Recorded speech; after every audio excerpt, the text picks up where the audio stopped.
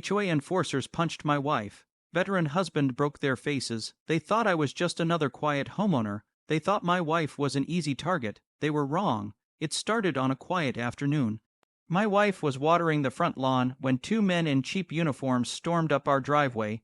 No badges, no police cars, just clipboards, fake authority, and that HOA swagger people use when they think rules make them untouchable.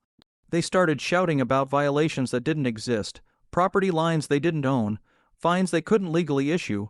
My wife stayed calm. She always does. She asked for written notice. She asked for identification. That's when one of them shoved her. I wasn't home yet, but the neighbor's camera caught everything. The second guy swung first, a full punch, straight to her face. She hit the ground, shocked, bleeding. And the two so-called enforcers laughed like they'd just proven a point. They made one mistake. They stayed. When I pulled up 10 minutes later, I saw my wife on the porch with ice on her face and rage in her eyes I'd only seen once before, when I came back from overseas. She didn't cry, she didn't scream, she just said, "They hit me." I didn't raise my voice, I didn't run. I walked back down the driveway where those men were still tagging fences like they owned the place.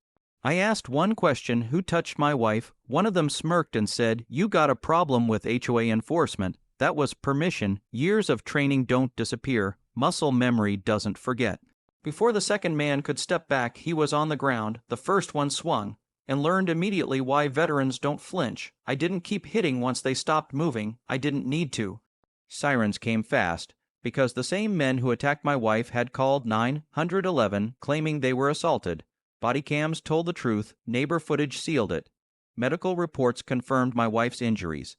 The officers didn't cuff me, they cuffed them. Turns out these enforcers weren't even authorized by the HOA. Just contractors with expired permits and a history of intimidation complaints. Assault charges stuck.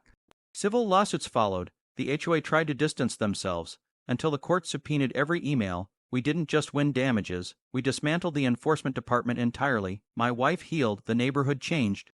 And now every new HOA meeting starts with one rule written in bold letters. Do not threaten, do not touch. Do not forget who lives here, because some homeowners don't fight with complaints. They fight back. With the law, with proof, and when necessary, with consequences.